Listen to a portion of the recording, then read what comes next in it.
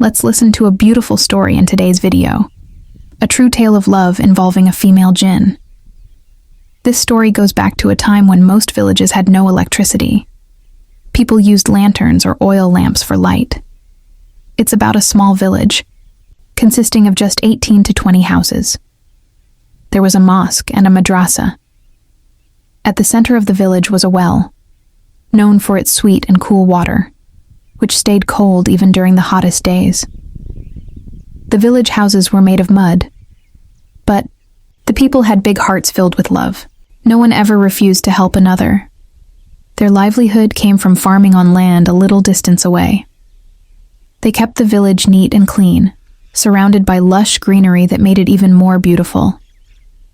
The weather was often cloudy and rainy, and summer lasted only 2 to 3 months. Not far from the village was a small forest, with tall trees and narrow, winding paths that added to its beauty.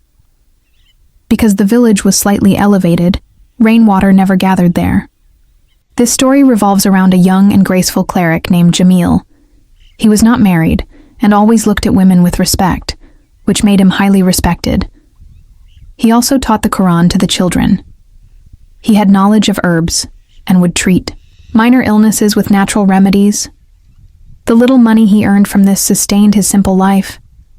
Every morning before dawn, he would go to the mosque, light the lamps, clean the place, perform ablution, and recite the Quran. His voice had a mystical charm. After leading the Fajr prayer, he would teach at the madrasa. In the evenings, he often went to the forest to recite.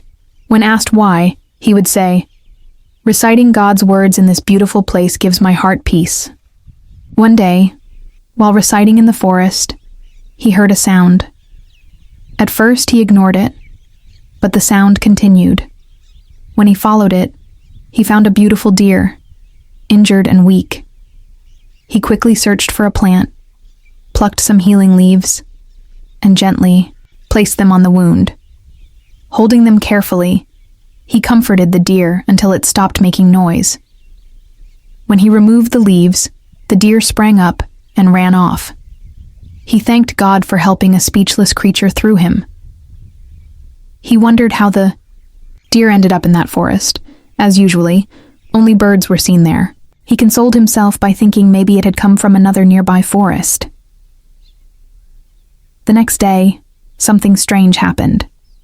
While he was reciting again, the same deer came to him, kissed his feet, and looked at him with gratitude.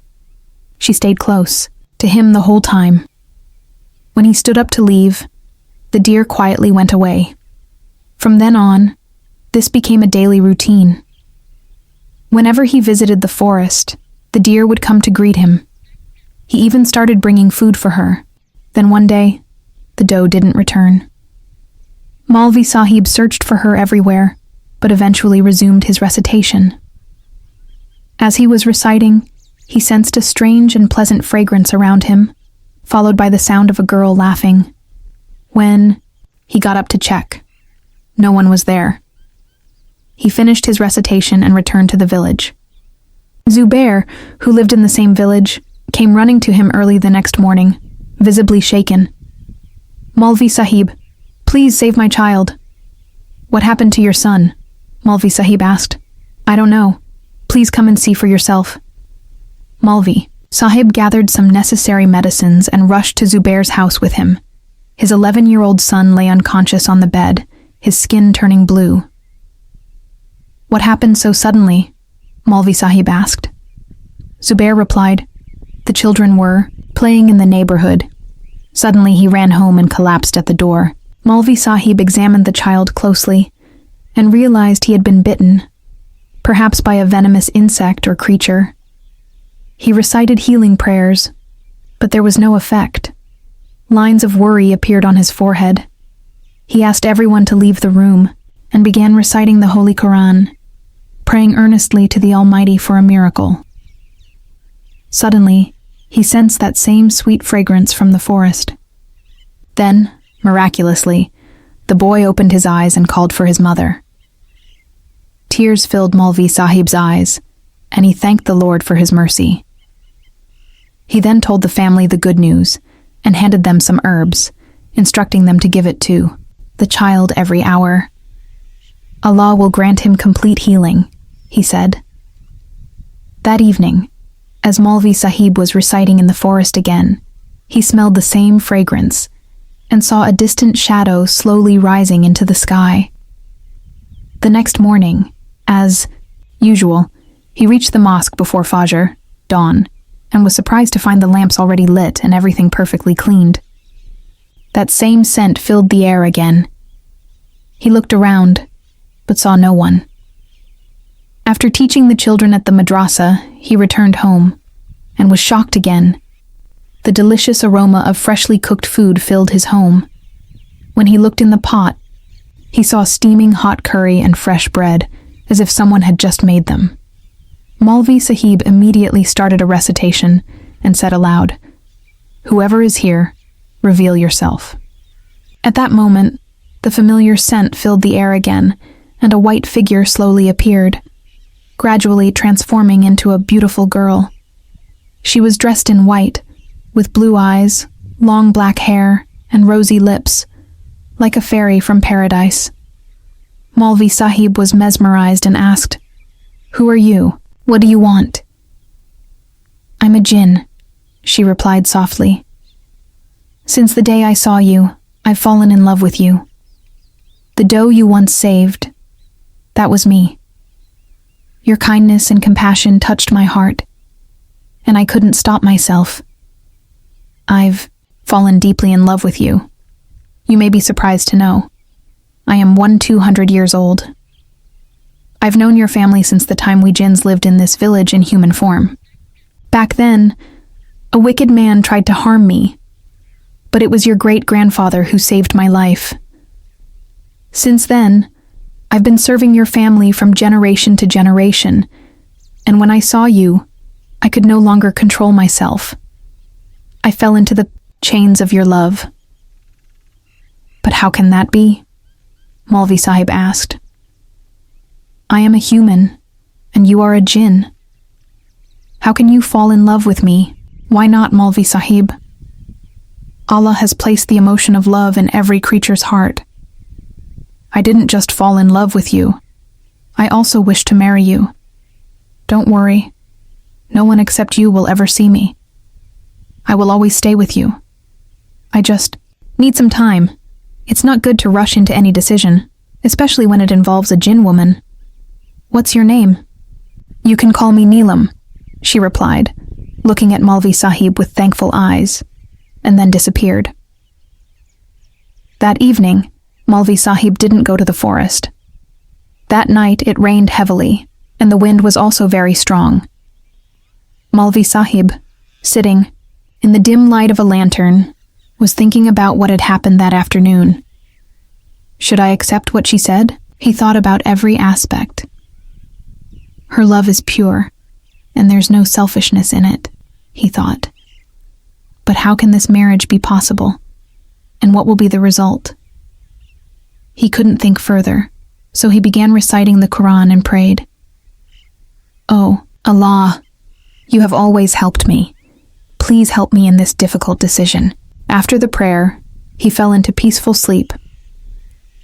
The next morning, when he got up for prayer, the rain had stopped and the sky was clear. When he reached the mosque, the lamps were already lit and the cleaning was already done. As he started reciting, Neelam came and sat at some distance and started listening. As the other worshippers entered, she disappeared. After teaching at the madrasa, Maulvi Sahib went home and saw that a wall of his house had collapsed due to the rain. He thought, if it rains again, my house might get washed away. While he was thinking about how to repair it, Neelam appeared. After greeting him, she asked, "Maulvi Sahib, what have you decided?" Maulvi Sahib looked at her with a slight smile and said, "I have decided that I will make you my life partner."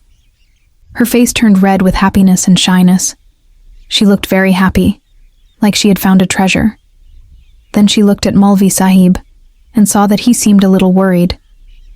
"Maulvi Sahib, what's the matter?"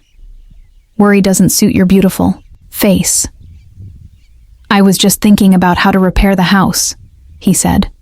Why do you worry, Malvi Sahib? Your problems are my problems, she replied. Then Neelam looked at the broken wall, and it became as if it had never fallen. Malvi Sahib was surprised. The next morning, when Malvi Sahib reached the mosque for Fajr, he was pleasantly surprised. The mosque walls had been whitewashed, new mats were placed, and lanterns had replaced the old lamps. He understood that this must be Neelam's work. Even the worshippers noticed the changes. One asked, Malvi Sahib, how did this happen? He replied, These are Allah's works. We humans don't know how they happen. That night, after finishing everything, Malvi Sahib returned home, and dinner was ready for him. After eating, he thanked Allah and was sitting on his bed when Neelam arrived. This is my bedtime, she said. You came at this time? Is everything okay? He asked. She smiled and said nothing. Come on, tell me what it is. Why does your face look like a blooming rose? Hearing this, Neelam lowered her eyes in shyness. Malvi Sahib, tonight is our nikah. He was surprised and said, How? Is this possible? I didn't even make any arrangements. She replied, You don't need to worry about anything. Everything is already arranged. Just hold my hands. One day, as Neelam extended her hand towards him, Malvi Sahib hesitantly took it. The touch of her hand was incredibly soft. Neelam then looked into his eyes, and a white light spread around them. After a few moments, Malvi Sahib found himself in a beautiful, enchanting valley filled with the fragrance of various flowers. A cool breeze caressed his soul, and different kinds of fruits hung from trees. The clouds seemed to bow down to greet him, while birds perched on the trees and welcomed him. Everything seemed like a dream. When Neelam looked into his eyes again, Malvi Sahib's attire had changed. He now appeared like a prince. Little children began circling them, singing songs of congratulations. Everything seemed mesmerizing. After a while, a Malvi Sahib appeared and asked for their consent. Malvi Sahib nodded in agreement. Suddenly, a bright light engulfed them, and Neelam and Malvi Sahib found themselves back in their home. Malvi Sahib was amazed to see his house adorned with flowers he had never seen before. The air was filled with the fragrance of flowers, and there was an ethereal light on the bed. Both of them sat on the bed, deep in conversation, enjoying their peaceful moment. The next morning, Malvi Sahib declared a holiday at the madrasa. He and Neelam went to the same spot in the forest where they had first met. The weather was pleasant, and the cool breeze made the moment even more special. Neelam asked, How do you like my world? Malvi Sahib replied, I feel like I am dreaming. Will you never leave me, Neelam? She smiled and said, I will always stay by your side, my love. But when I need to, I will go to my world. They spent a lot of time talking about love, and then returned home. By evening, the weather had turned cloudy, and it began to rain heavily. Malvi Sahib had never seen such intense rainfall in his village. The next morning, after prayers, a few villagers came to Malvi Sahib, telling him that their houses had been damaged by the rain. He visited their homes and saw the damage. Some houses had their roofs broken, others had walls collapsed. Seeing this made Malvi Sahib feel sorrowful. He consoled them, saying, Be patient. Allah will make things better. He returned home, feeling troubled. Neelam noticed his distress and asked, What's wrong, Malvi Sahib? He explained the situation with the damaged homes. Neelam, looking at him, said, You have a big heart, Malvi Sahib. You cannot bear to see others in pain. I wish I could help them. Malvi Sahib replied, You are right, Neelam, but how can I help them? Neelam reassured him, Don't worry. Tell the villagers that all the damaged houses will be repaired, and no one will suffer due to the rain anymore. The next day, Malvi Sahib told the villagers what Neelam had suggested. One villager replied, "But Maulvi Sahib, we don't have enough money to repair our broken homes." Maulvi Sahib answered, "Don't worry, trust in Allah. He will make everything better." The villagers, though doubtful, went back to their homes. After completing his recitation of the Quran, Maulvi Sahib said to Neelam, "I've told everyone, but I don't know how this will happen. Just wait, inshallah. Allah will make everything easy." The next day, when Maulvi Sahib walked through the village, he saw that all the roofs of the damaged houses had been repaired. He was amazed, yet scared, thinking what if the villagers asked how this happened. He quickly walked back to his house, and Neelam greeted him, saying, "See, Maulvi Sahib, Allah has made things easy, just as you said." Maulvi Sahib thanked Allah and said, "If it weren't for you, Neelam, how could the villagers' problems have been solved so quickly?" Months turned into years, and during this time, Maulvi Sahib was blessed with a son and a daughter. They named the son Ayaz and the daughter Sobia. Maulvi Sahib and Neelam's children were very dear to them. Whenever they took the children out, Neelam would keep them close, hidden from the world's gaze. The villagers often suggested to Maulvi Sahib that he should get married, but he would smile and brush aside their suggestions, saying, "Allah has blessed me with much happiness in this village." One day, Maulvi Sahib's daughter, Sobia, fell, severely ill. Despite giving her medicinal herbs, there was no improvement in her condition. Seeing this, Neelam said, "My king, the cure lies in my world, in the world of the Jinn. If you permit me, I can take her there." Maulvi Sahib's heart grew heavy, as he loved Neelam and the children dearly. However, with no other option for his daughter's well-being, he reluctantly gave Neelam his consent. Neelam looked towards the wall of the house, and a light spread out from it, forming a path. Neelam and Sobia walked through the path, and the wall returned to its original form once they passed. After their departure, seeing Maulvi Sahib in sorrow, Ayaz approached him and said, "Don't worry, father, I'm here with you." 2 days passed, and there was still no news of Neelam or Sobia. Seeing Maulvi Sahib's concern, Ayaz reassured him, "Father, mother and Sobia are safe. You don't need to worry, they will be back with us soon." With that, Ayaz looked towards the wall, and a bright light appeared. Through this light, Maulvi Sahib could see Neelam and Sobia. Sobia was peacefully sleeping, and Neelam was sitting beside her, watching over her. Seeing this, Maulvi Sahib felt both relieved and astonished, wondering if his son, Ayaz, was also a Jinn like Neelam, or perhaps had Jinn-like qualities. Noticing his father's astonishment, Ayaz spoke up. "Father, just like mother is a Jinn, I too am one. We were sent into this world as your children, and we will fulfill our duty perfectly." Tears filled Maulvi Sahib's eyes as he held Ayaz's hand in his. The next day, in the afternoon, all the villagers came to Maulvi Sahib, distressed. They told him that strange bananas were growing on their lands, which were destroying their crops. Maulvi Sahib was worried, but he comforted them, saying, "Pray to Allah, and He will ease your troubles." When Maulvi Sahib returned home, his son Ayaz noticed the concern on his face. "Father, why do you seem so troubled?" Ayaz asked.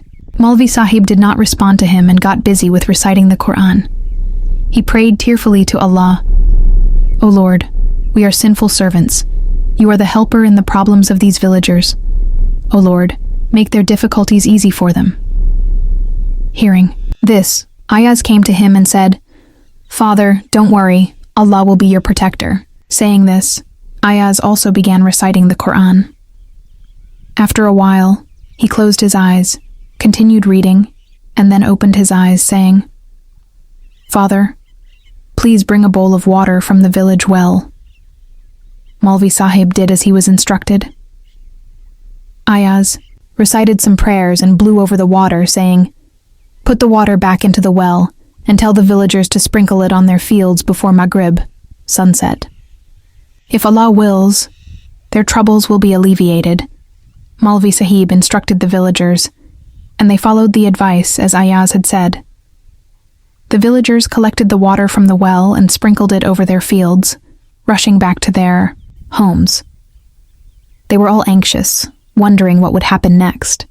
Maulvi Sahib encouraged them, saying, "Trust in Allah, everything will be fine." The next morning, the villagers went to their fields, and to their surprise, the bananas were completely gone, and the crops were even greener than before. The villagers returned to Maulvi Sahib and shared the good news. Everyone offered thanks to Allah with nawafil, extra prayers. That night, Maulvi Sahib lay on his cot, feeling at peace about the villagers' troubles, but also saddened by the absence of Neelum and Sobia. He wondered when their home would be filled with joy again. Suddenly, a bright light appeared, and Sobia ran and embraced Maulvi Sahib. She was completely healthy. Ayaz had informed Neelum about everything that had happened in their absence, and Neelum kissed his forehead. Days passed, and Maulvi Sahib's hair began to turn gray. The children had grown up. Sobia and Ayaz both resembled their mother, Neelum, especially Sobia, who looked just like her. Maulvi Sahib's health began to deteriorate, and he realized it. One day, his condition worsened suddenly in the evening. Neelum and the children were by his side. Maulvi Sahib said to his Jinn wife, Neelum, "Perhaps my time in this world has come to an end." "No, my king, nothing will happen to you," Neelum replied. "Sometimes, before a person's death, they receive signs about it," Maulvi Sahib said. He then kissed both of his children and left this world. The next morning, Maulvi Sahib was buried. His son Ayaz performed the duties of a son, even though he was invisible to the villagers. Neelum, along with her children Ayaz and Sobia, returned to the world of the Jinn. However, she never remained unaware of the villagers. Whenever trouble came upon the village or the villagers, Jinn Neelum and her children, Ayaz and Sobia, would invisibly help solve all their problems,